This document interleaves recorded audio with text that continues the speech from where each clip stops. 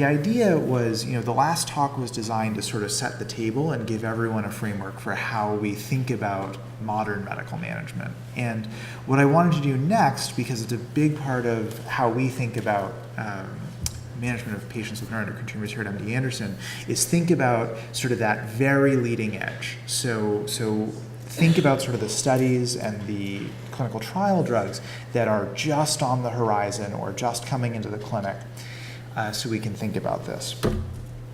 And what I thought is sort of speaker's prerogative, what might make sense is, immunology and immunotherapy are a fairly hot topic and a specific interest of mine. And so I wanted to take this opportunity to actually dig deep into the kinds of therapies that are just entering the clinic now in this field, and how and why they're thought to work and what some of the specific challenges are. Because I think that more and more our patients are being faced with the decision of whether they should enroll in these clinical trials of these immune agents. And there's more stuff on the horizon. There are other immunotherapies that are further off, but I wanted to focus on the kinds of agents that are in use now and how they work and why, or how they may work and what we're interested in. So where I wanted to start was with just a basic overview of the immune system and how it works.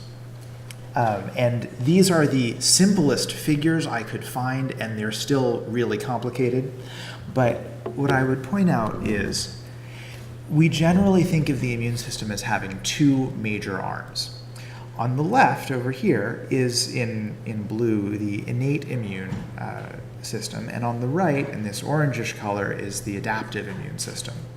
Now, the innate immune cells, they're not specific to a particular invader. They have these sort of broad responsive elements. So things like bacterial cell walls, LPS, or very common motifs in viruses. And so what they do is they trigger this knee-jerk reaction by these sort of dumb foot soldiers that go out and they try to attack the bacteria or the virus immediately and just keep it contained for a little while. And then the adaptive immunity, the adaptive system, this takes a process of training. So some of these innate cells, like the dendritic cells, they'll present targets to B cells and T cells to train them and say, hey, this is foreign, we don't like this, we should design sort of a smart reaction against this invader. Takes a little bit of time to mobilize those resources, but the B cells and T cells then, through natural selection, will select out the cells that are targeted against that particular invader. And that's sort of the idea behind vaccination, right? Is you train your immune system against the particular targets that, say, the flu virus expresses, and that way, later, if you actually see that flu virus again, you deploy all those antibodies, all those T cells, you kill it off, and you don't get so sick, or hopefully so sick at all, assuming you target the right flu virus. And on the right, what we're showing is that this is really complicated and that there are lots of interactions between the two systems. The details are not that important, but I just wanted to use it as a reminder that these dendritic cells can eat dying cancer cells and present these targets to our adaptive immune system. And this is really where the focus is. Now, as you can imagine, these cells are surveying natural body proteins all the time, right? They're expressing things, and during sort of the early development of T cells and B cells, the thymus, which is where T cells got their name, they're expressing various targets that are self. And your body needs a way of telling these T cells, hey, this is self, please don't eat this, that would be really bad. And so one of the mechanisms that we've gotten very interested in over the past decade, people far smarter who came along before me, is the idea of these immune checkpoints. And there are a couple of molecules that sort of come up over and over again as really key signals that the immune system should not be responding against targets. And these are the PD-1, PD-L1 axis and the CTLA-4, CD80 axis. And this is the part where I remind everyone that immunology was born when people were just doing a lot of testing with antibodies to see what they reacted against, and that's why all these things just have letters and numbers and not really very functional names. And so this, but these interactions between antigen-presenting cells, these are the cells that present the targets, and the immune cells, the T cells, these suppressive interactions are the things that keep the T cells from reacting against the target. And so it was eventually recognized that certain tumors have lots of immune targets on them, and melanoma was really the prototypical immunogenic cancer. And it in fact presents targets, things like NY-ESO-1 and melanin and other things that are not really seen in the natural course of someone's life after embryogenesis, and somehow they were suppressing the host immune response. And so people finally developed drugs that could block those suppressive interactions and unleash the immune system against those targets on the cancer cells. And so the very first drug that actually was in clinical trials when I was in training was ipilimumab, and this antibody blocks the CTLA-4 CD80 suppressive interaction. So when you block that, all of a sudden the T cells no longer think the melanoma cells are self, and they start to react and get pretty angry that the melanoma is there when it's not supposed to be. And what was observed in this early randomized clinical trial was, yes, recognizing melanoma is a very different cancer from neuroendocrine tumors. The only therapy was dacarbazine, a pretty intense chemotherapy, and patients had a very aggressive course. And if they received instead the ipilimumab and unleashed the immune system, yes, the average time that patients were alive got a little bit longer. But what really sparked everyone's interest is the long-term survival went up pretty significantly. So, there were only about 15-20% of patients on these trials whose tumors shrank. But those patients who had a significant immune reaction, they did very, very well. And people start to throw around, long-term survival as an interesting possibility, which frankly just did not exist for those patients before. And so this really gave birth to a number of potential therapies, all targeting the CTLA-4, PD-1, PD-L1 axes. It has turned out through multiple trials that PD-1, PD-L1 is generally speaking a little bit less toxic as an interaction to block. And so there have been many, many trials in various diseases looking at blocking these checkpoints. I'll point out it's been a little bit tough in neuroendocrine tumors, but I will show you some data in a few slides. Now, the theme that has started to arise is that it's not just expression of old antigens, things like NY-ESO-1 and melanoma, but actually expression of new antigens that may be important in the cancer cells. And so here I've shown data actually from my colleague Dr. Overman in our group at MD Anderson, who's been one of the pioneers using immunotherapy in colorectal cancer. And these are data from a study that he published last year looking at the use of nivolumab, which again blocks that PD-1, PD-L1 suppressive axis in a specific subgroup of colon cancer patients. And the subgroup has this phenotype called microsatellite instability. And what that basically means is that in contrast to the chromosomal instability that Dr. Yao illustrated for us in patients with neuroendocrine tumors, they have sort of a fuzzy DNA replication mechanism in the tumors such that they're making lots of new targets all the time because a lot of the proteins look funny. So there's a lot of mutations, a lot of instability, a lot of new targets.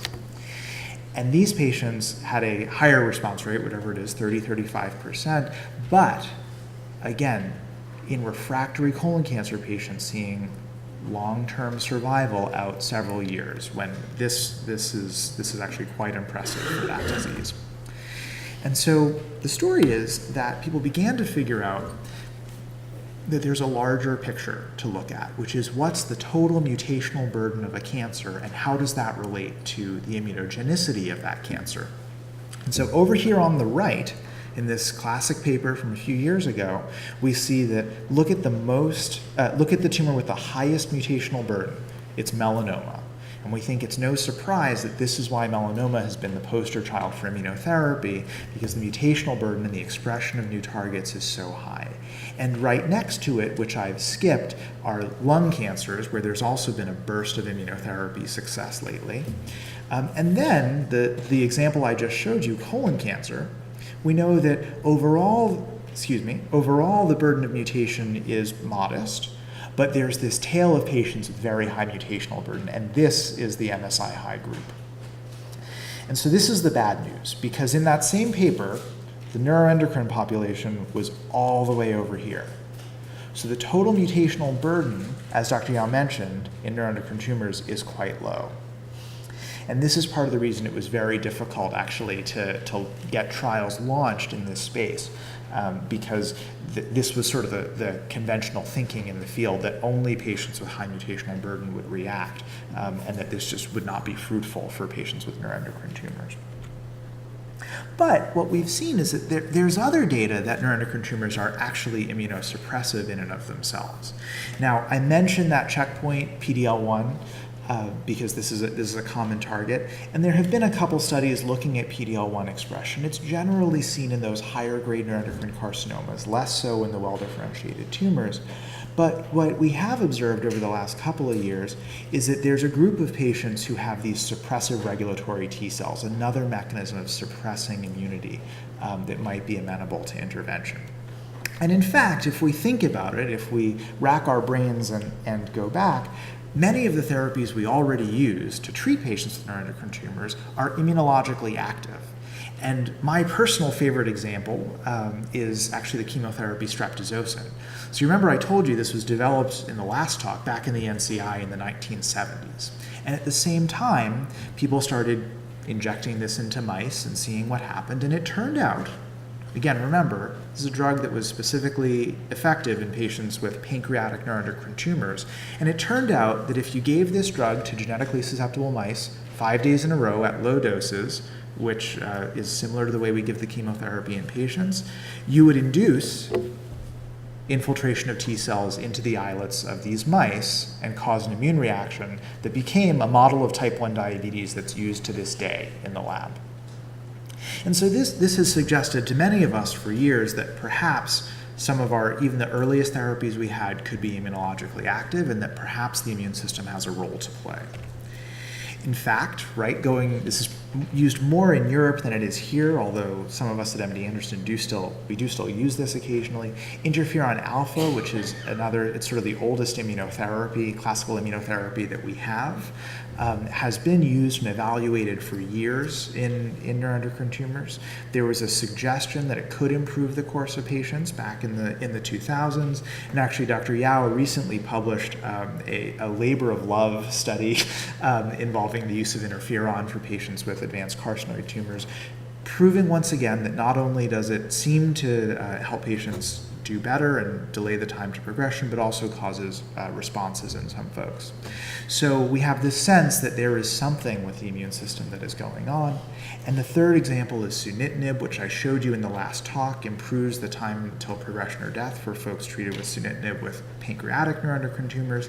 And stealing from our friends in the renal cell cancer world, we notice that this is actually a drug that has been shown to deplete those suppressive regulatory T cells that we saw in a subset of patients. I cannot prove to you that this happens in patients with pancreatic neuroendocrine tumors. I do not have those data, but it does suggest that this is a potential mechanism of action for this drug. So what I mean to illustrate is just the theme that it seems like the drugs that we by happenstance have discovered work in this tumor happen to all be immunologically active, and that seems pretty interesting.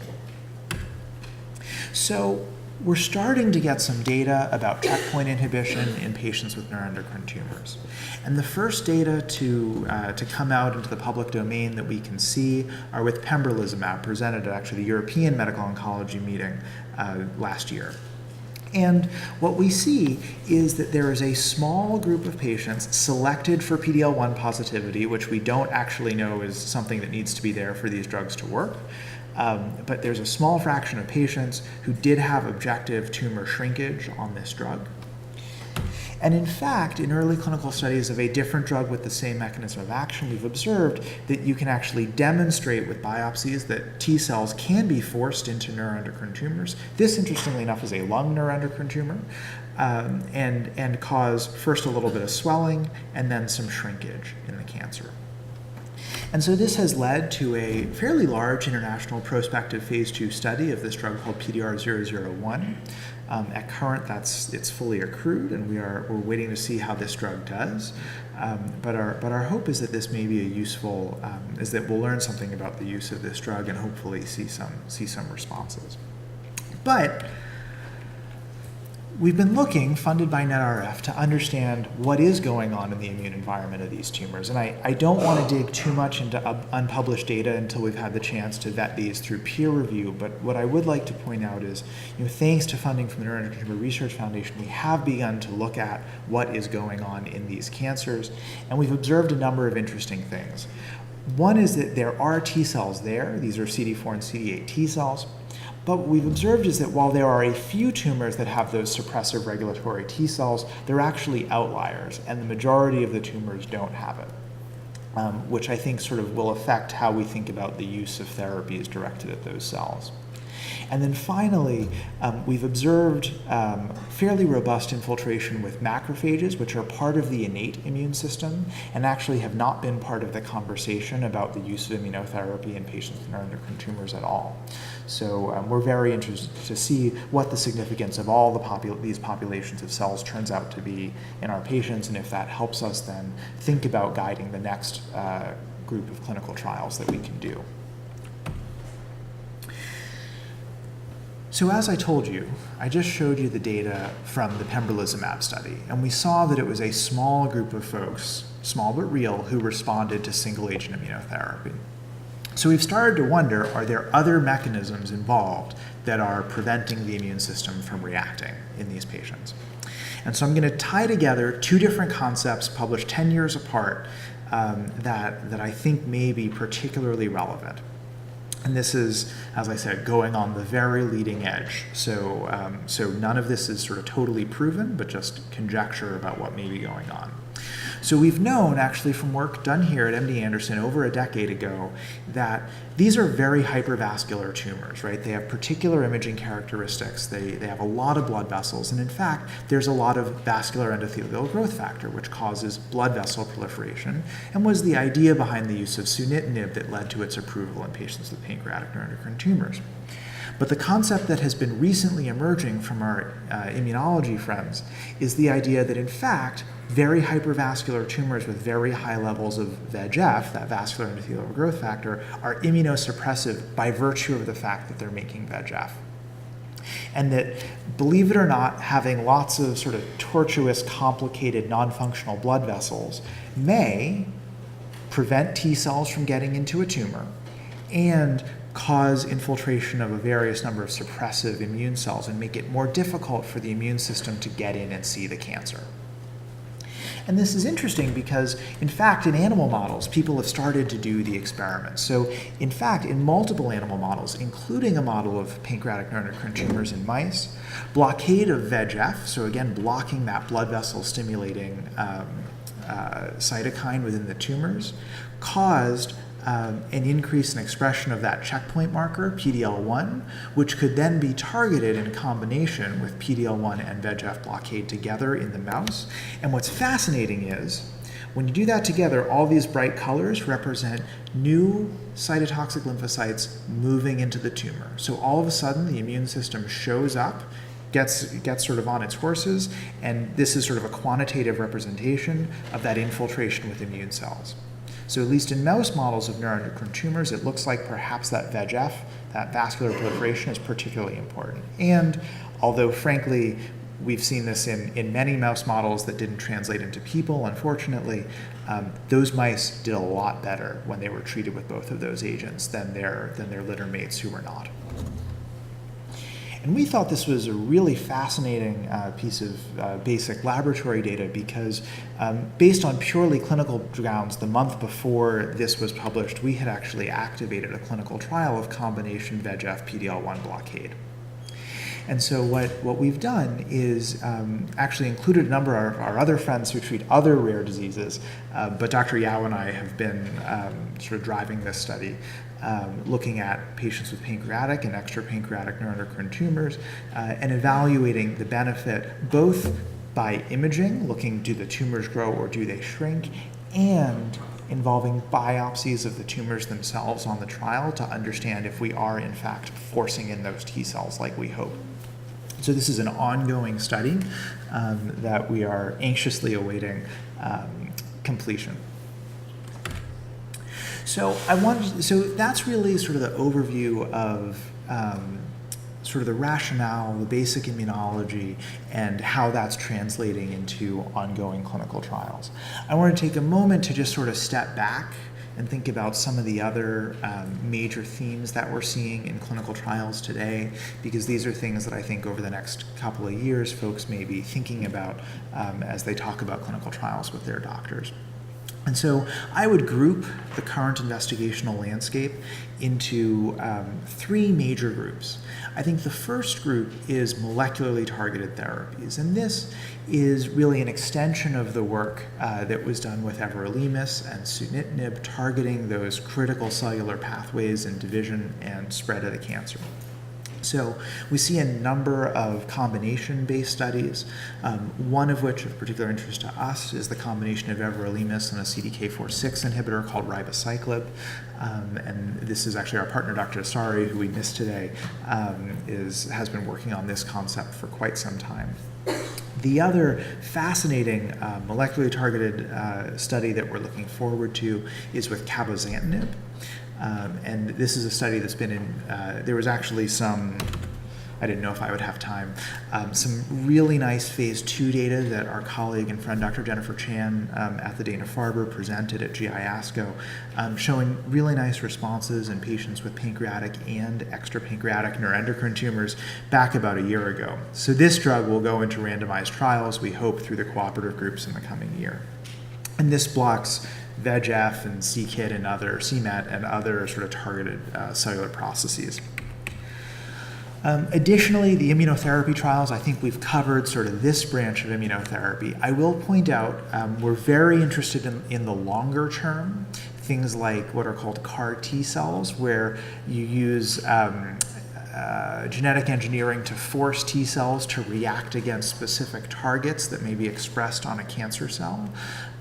That is a little bit earlier in development, which is why I didn't show you very many slides about it, because I don't think it's headed into the clinic as urgently as some of the other therapies. But that will sort of fall under this rubric as well, and I think many of you may end up seeing trials in that space. And then finally, we didn't, as I said, I made this before we had the PRRT approval, but I think there's a number of different ways of doing receptor-targeted therapy that are entering the clinic and entering clinical trials. So everyone has heard about the lutetium-177 dotatate. I don't yet know, but we would sort of wonder whether other non-gastroenteropancreatic neuroendocrine tumors will be the subject of clinical investigation with this drug. But then you can get into sort of second-generation compounds where we start, if you will, conceptually switching out the components, right? So one of the concepts that's been around is switching out the somatostatin agonist front end for an antagonist. And so that drug is called JR11. Actually, if I recall correctly, at the last NETRF meeting last year, we saw Dr. Diane Reedy at Memorial presenting on their early experience in phase 1 trials of that drug. So the idea is you get more time on the cancer cell, more radiation if you use a different front end. And then finally, a study that we're participating in here at MD Anderson, PEN 221, which uses a similar front end, but instead of being a nuclear warhead, it uses chemical warfare and delivers a toxin to the cell, with the idea being that the toxicity profile would be different if we got away from radiation. So as you can see, there's a number of different themes, right, in these different studies, but my goal today was really to sort of help us dig deep and understand where we are with immunotherapy and where we're headed and why we're doing what we're doing in the context of all these different trials. And so with that, I think we have some time for questions.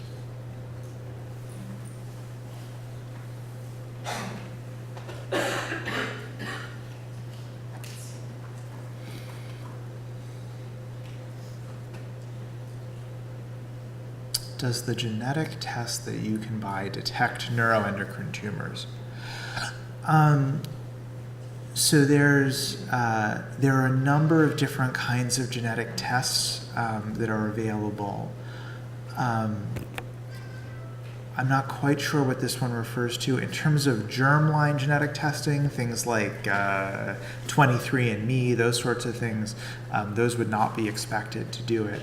I think detection of neuroendocrine tumors as a broad topic is actually pretty complicated, and many of sort of the various kinds of markers, whether they be genetic or biochemical, things as simple as chromogranin or 5-HIAA, are really plagued by the problem that the usefulness of the test is really dependent on the likelihood that you're going to pick something up before you even did the test. So testing and screening and detecting are actually sort of a completely separate and very complicated issue. I will take this opportunity to say that we look forward to prospective studies evaluating some of these different markers so that we can get a better handle on their utility in a clinical setting. But genetic testing is a separate and complicated issue. Second, is there any other drug or clinical trial similar to lutetium-177? So it depends on what you mean by similar, but I would say that actually that sort of receptor-targeted therapy cluster that I mentioned, I think, would sort of address this. So the JR11 study is one we would think about. The PEN-221 study is one that we would think about. It's an early phase study, I'll admit, as is the JR11 study, but those are drugs that are similar. I don't yet know what the landscape will look like now that we're post-PRRT approval. Oh, very interesting question. Could immunotherapy eventually be a first-line attack instead of surgery? Sort of a philosophical question. I